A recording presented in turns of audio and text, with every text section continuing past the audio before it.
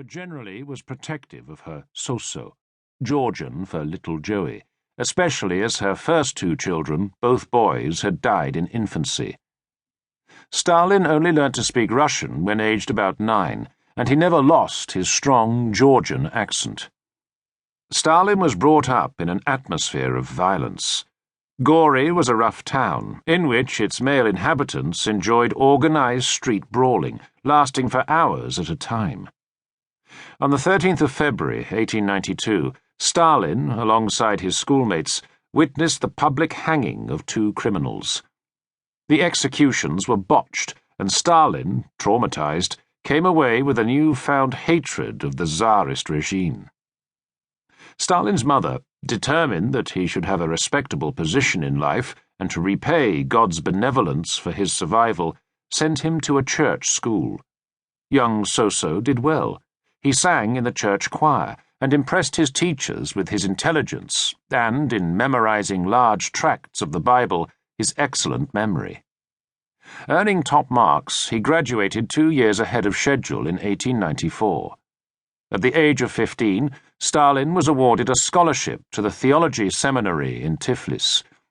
But the teenage Stalin was more taken with the writings of Marx and Engels than the Bible, and, declaring himself a Marxist and an atheist, joined the Russian Social Democratic Labour Party, RSDLP, extolling his fellow students at the seminary to do likewise. Stalin the Revolutionary. In 1899, Stalin was expelled from the seminary, supposedly for his Marxist leanings. Having adopted the revolutionary name of Koba, the name of a Georgian Robin Hood-type folk hero, he worked for 2 years as a clerk at the Tiflis Meteorological Observatory, his only formal job.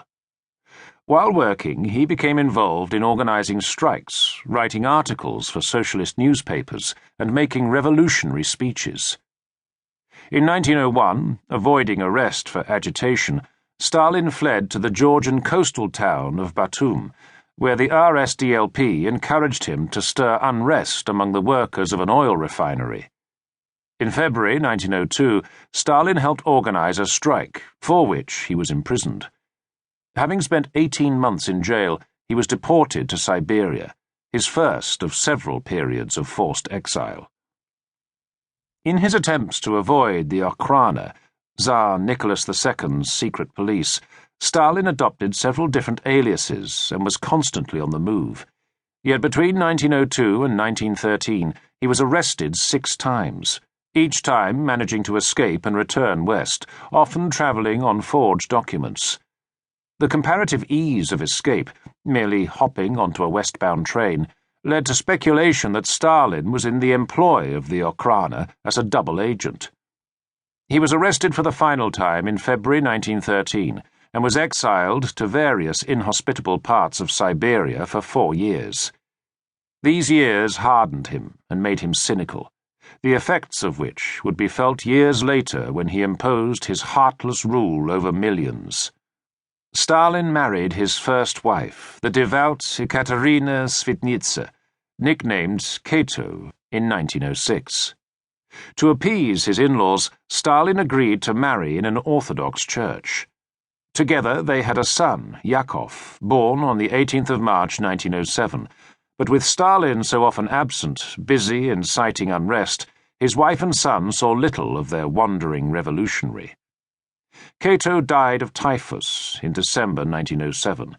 She was 22. At her funeral, which, again, Stalin allowed to take place in an Orthodox church, he reputedly said, "This creature softened my heart of stone. She's died, and with her have died my last warm feelings for humanity." He ignored his son, who was brought up by the Svitnitsas.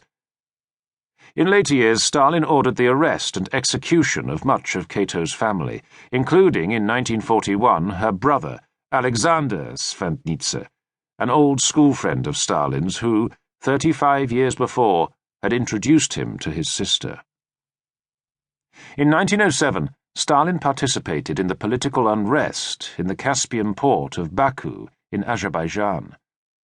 Although he later exaggerated his role in Baku, he was certainly involved in